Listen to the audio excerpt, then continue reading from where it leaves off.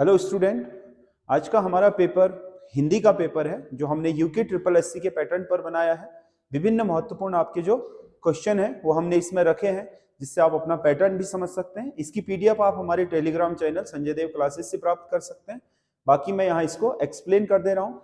आगामी जो police constable की परीक्षा है उसके लिए काफी महत्वपूर्ण है और समूह के हर पेपर के लिए जो यूके ट्रिपल एससी हिंदी बना रहा है उसका पूरा पैटर्न इसमें हमने फॉलो किया है। तो आप इसको देखिए और हमें कमेंट कीजिए कि आपको कैसा लगा ये पेपर। शेखर जोशी की कौन सी प्रसिद्ध कहानी पर चिल्ड्रंस फिल्म सोसाइटी द्वारा एक फिल्म का निर्माण किया जा रहा है। शेखर जोशी जो उत्तराखंड के क्या एक जाने माने आपके साहित्यकार रहे हैं हिंदी साहित्य जगत में, इनकी जो आपकी कहानी संग्रह है, कहानी है दाजियो, इस पर बनाई गई है चिल्ड्रंस फिल्म सोसाइटी द्वारा फिल्म। अगला क्वेश्चन है, निम्नलिखित में से मन्नू भंडारी की कौन सी रचना कहानी संग्रह है? आपका बंटी उपन्यास है, एक इंच मुस्कान उपन्यास है, स्वामी उपन्यास है और आंखों देखा झूठ कहानी है। तो इसका सही आंसर डी होगा। अगला क्वेश्चन है, निम्नलिखित में से किस साहित्यकार का मूल नाम धनपत रॉय था? धनपत रॉय नाम है प्रेमचंद का। प्रेमचंद इनका आपका साहित्यिक नाम है, वास्तविक नाम प्रेमचंद का धनपत रॉय हुआ करता था। अगला, हिंदी साहित्य में छायावाद के 4 स्तंभ में निम्नलिखित में से कौन सम्मिलित नहीं है? सूर्यकांत त्रिपाठी निराला, सुमित्रा नंदन पंत, महादेवी वर्मा, जयशंकर प्रसाद को 4 स्तंभ कहा जाता है आपके छायावाद के। राहुल सांकृत्यायन छायावाद के स्तंभ में सम्मिलित नहीं है। 4 स्तंभों में से इसमें जयशंकर प्रसाद नहीं है, बाकी 3 ऊपर दिए हुए हैं। अगला क्वेश्चन है, निम्नलिखित में से किसने प्रेमचंद को उपन्यास सम्राट कहकर संबोधित किया था? प्रेमचंद को उपन्यास सम्राट कहा था शरद चंद्र चट्टोपाध्याय, जो भारत के एक जाने माने बांग्ला और हिंदी के साहित्यकार रहे हैं। उन्होंने उपन्यास सम्राट की संज्ञा दी थी प्रेमचंद को। अगला क्वेश्चन है, निम्नलिखित में से कौन सा एक गढ़वाली शब्द हमेशा एक वचन में प्रयोग होता है? एक वचन में ढुंगो, ढुंगा, ढुंगी, डांसी। इसका ढुंगा होगा, ढुंगो होगा आपके। ढुंग मतलब पत्थर, एक सिंगल पत्थर को हमेशा ढुंग कहा जाता है। और आपके जैसे एक से ज्यादा है तो उसे ढुंगे, ढुंगो, इस तरीके से, मतलब ढुंगो शब्द नहीं आएगा, ढुंगो सिंगल के लिए आएगा। जैसे ढुंगा, ढुंगा मतलब एक से ज्यादा या जो आपके बहुवचन है उसके लिए प्रयोग। ढुंगो शब्द आपका एक वचन में प्रयोग किया जाएगा। पत्थर को गढ़वाली और कुमाऊनी में ढुंग कहा जाता है।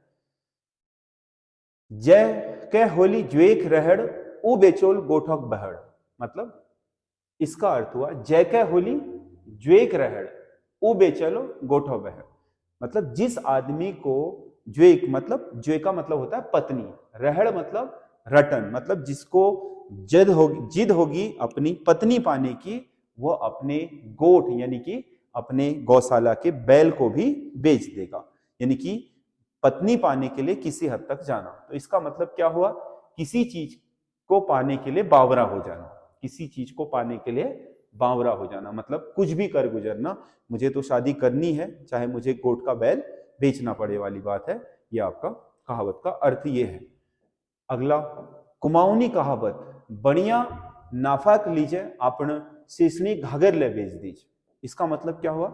जो बनिया होता है, जो अपना बनिया होता है वो नाफे से कभी कॉम्प्रोमाइज नहीं करता। नाफे के लिए कहा जाता है कि बनिया अपनी पत्नी की घाघरी भी बेच देता है। तो ये कहावत महत्व की, मतलब लाभ अत्यधिक प्रिय होना, लाभ अत्यधिक प्रिय होना, मतलब बनिए को लाभ से ज्यादा प्रिय कोई दूसरी चीज नहीं होती है। तो इसलिए ये कहावत बनी कि बढ़िया नाफा लीजिए, मतलब नफे के लिए, अपन मतलब अपना, शेहणिक मतलब पत्नी का, घाघोर मतलब घाघरी जो पहनने का वस्त्र है उसे भी बेच देता है। ठीक है। अगला, हल चलाते समय बैलों के कंधे पर रखी जाने वाली लकड़ी को क्या कहा जाता है? जिसमें हल टिकाया जाता है उसे बोलते हैं जुआ। जुआ, और जुए के नीचे एक चमड़े की रस्सी होती है जिसे हलूण बोलते हैं, उसमें हल फंसाया जाता है ताकि वो हल बैलों के साथ आगे बढ़ सके। अगला क्वेश्चन है, उत्पत्ति के आधार पर शब्दों के भेद है। संज्ञा, सर्वनाम, विशेषण और क्रिया व्याकरणिक आधार है। तत्सम, तद्भव, देशज और विदेशी, ये उत्पत्ति के आधार पर शब्द भेद है। 4 ये हैं। 5वां संकर शब्द भी होता है, ये उत्पत्ति के आधार पर है। रूढ़, यौगिक शब्द आपके रूढ़ और यौगिक आपके होते हैं निर्माण के आधार पर, रचना के आधार पर शब्दभेद, विकारी और अविकारी प्रयोग के आधार पर, और एकार्थी अनेकार्थी ये सब बस अर्थ के आधार पर हैं। ये दोनों आपके प्रयोग के आधार पर हैं, और ये है आपका रचना के आधार पर, और ये है आपके उत्पत्ति यानी कि पैदा।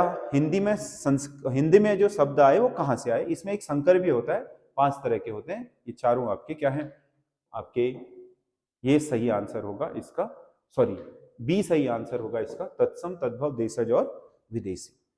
अगला क्वेश्चन है, बर्बाद हो जाने पर भी अहंकार बना रहा, इसके लिए उपयुक्त लोकोक्ति क्या होगी?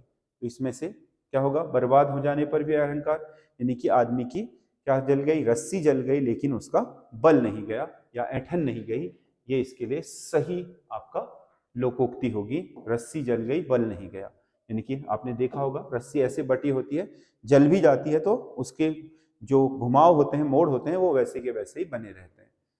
अगला क्वेश्चन है, निम्नलिखित में से किन स्वरों को संयुक्त स्वर भी कहा जाता है?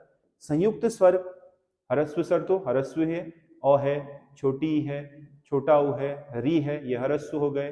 दीर्घ में आ है, बड़ा ऊ है और बड़ी ई है, ये आपके दीर्घ स्वर हो गए। उसके अलावा प्लुत स्वर, वैसे स्वरों की उसमें नहीं है, लेकिन किसी स्वर के उच्चारण में तिगुना समय लगे तो उसे प्लुत कहते हैं, जैसे ओम है। इसमें से कोई नहीं होगा, क्योंकि जो आपके संयुक्त स्वर होते हैं वो होते हैं ए, आई, ओ और औ, इनको मानते हैं संयुक्त स्वर, यानी कि जो दो अलग अलग स्वरों के संयोग से बने वो संयुक्त स्वर कहलाएंगे। इत्यादि, इति धन आदि से बनेगा इत्यादि। छोटी ई में खत्म हुआ, आ में आरंभ हुआ तो ये बनेगा या, यानी कि यण संधि। तो इसमें से ती आपका ई तो यहीं रहेगा, तो का आधा हट जाएगा, या बन गया है इत्यादि, तो इति धन आदि बनेगा, इति धन आदि, इसका ए सही होगा। अगला क्वेश्चन है, रूढ़ शब्द का चयन कीजिए। रूढ़ शब्द, रूढ़ शब्द उस शब्द को कहते हैं जो एकल शब्द होता है, जो दो शब्दों से मिलकर के बनता है यौगिक। जैसे चक्र, धन, पाणी, चक्र और पाणी तो अलग अलग शब्द हैं, तो ये यौगिक शब्द हुआ। राजनीतिक, राजनीतिक, राज अलग शब्द है, नैतिक अलग शब्द है, तो दो शब्दों से मिलकर के बना। त्रि, तीन, कोर्ण अलग शब्द है, तो ये दो अलग अलग। गरल शब्द आपका एकल शब्द है, इसीलिए ये रूढ़ शब्द होगा, यानी कि इस शब्द को तोड़ेंगे तो इसका अर्थ ही खत्म हो जाएगा, जबकि इन शब्दों को तोड़ सकते हैं, तोड़ के इनके जो हिस्से बनेंगे वो भी अपने आप में पूर्ण शब्द होंगे। इसको तोड़ेंगे तो शब्द के जो खंड होंगे वो निरर्थक हो जाएंगे, इसीलिए इसे रूढ़ शब्द कहेंगे, जिसे तोड़ने पर उसके खंड निरर्थक हो जाएं। ऐसे शब्द जो हिंदी में संस्कृत भाषा से आए हों और जिस स्वरूप में वहां प्रयोग होते थे उसी स्वरूप में यहां प्रयोग होते हैं, क्या कहलाते हैं? तत्सम, उसके जैसा। तत्सम का मतलब है उसके जैसा, यानी कि जो संस्कृत में थे वैसे के वैसे यहां आ गए, वो शब्द तत्सम शब्द हैं। पवन शब्द में कौन सी संधि होगी? पवन शब्द में पोधन अन, क्या होगा? पोधन अन, अंत हुआ ओ में और ये हुआ अ, तो ओ और अ बना व, तो इसमें से आपका अव, जो पौ में से मात्रा हटी थी उसमें आ जाएगा ऐसे अ और वो।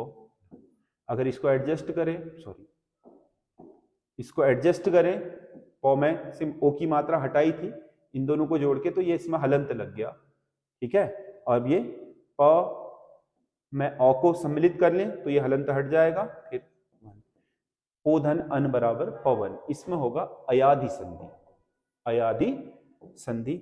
अगला क्वेश्चन है, इंद्र का पर्यायवाची शब्द है, इंद्र का पर्यायवाची पुरंदर, पुरंदर सबसे फेमस पर्यायवाची है इंद्र का, तो ये आपका सही आंसर होगा।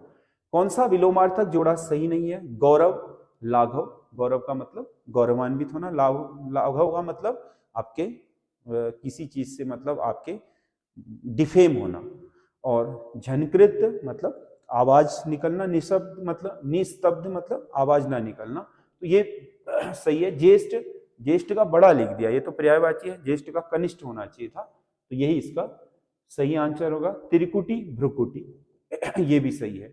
अगला क्वेश्चन है, शासनादेश के अंतर्गत सचिवालय के सभी पत्र किस शैली में लिखे जाते हैं?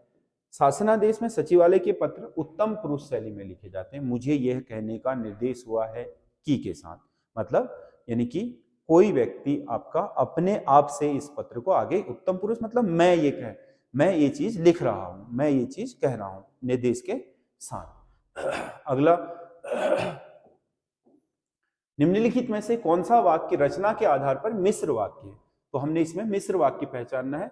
पैसा साध्य न होकर साधन है, पैसा साध्य न होकर के साधन है, सरल वाक्य, एक ही उद्देश्य एक ही अध्यय है, दोनों में से कोई काम पूरा नहीं हुआ, सरल वाक्य, एक ही उद्देश्य एक ही विधेय, परिश्रम करो और सफलता प्राप्त करो, परिश्रम करो एक वाक्य, सफलता प्राप्त करो दो वाक्य, संयुक्त वाक्य, और जब तुम लौटकर आओगे पूरा होगा इस उपवाक्य के बाद, तब मैं जाऊंगा। जब एक वाक्य दूसरे वाक्य पर आश्रित हो तो वहां पर मिश्र वाक्य, तो इसमें सही होगा डी आंसर। तो ये आपके 20 क्वेश्चन जो हिंदी आपकी पूछी जा रही है उसके पैटर्न पर आधारित थे। आपको कैसे लगे आप हमें कमेंट करके जरूर बताइएगा, और लगातार हमारे चैनल के साथ बने रहिए। हम आपके लिए आपके जो आगामी परीक्षाएं उसके लिए आपके क्वेश्चनों के जो महत्वपूर्ण आपकी सिलेबस पर आधारित क्वेश्चन है उनको लाते रहेंगे बहुत सारे प्रश्न पत्रों के माध्यम से, और कोशिश कर रहे हैं कि हफ्ते में एक 100 नंबर का पेपर आपके लिए लाते रहें। पिछले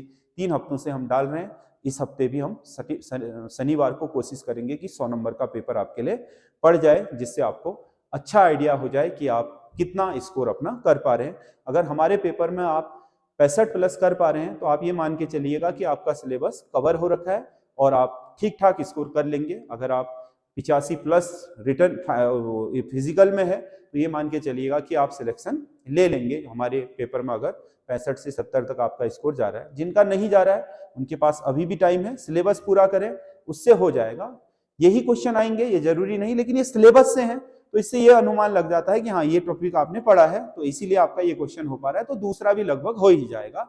ये इसका अनुमानित आपका एक पैटर्न है। तो आपके कितने नंबर हिंदी में आ रहे हैं आप हमें कमेंट करके जरूर लिखिएगा, और जो क्या आपके 15 से ऊपर ला रहे हैं वो जरूर लिखें कि आपके इतने नंबर बन रहे हैं। इससे हमें एक मोटा मोटा आइडिया भी लगता है कि हाँ कि इस पेपर के जो आपके डेप्थ है उसको बढ़ाया जाए या फिर इसको ऐसा ही रखा जाए, तो उसी आधार पर हम अपने डिसीजन लेंगे। तो आपके कमेंट्स हमारे लिए काफी महत्वपूर्ण होते हैं, वो आप हमें करते रहिएगा। धन्यवाद।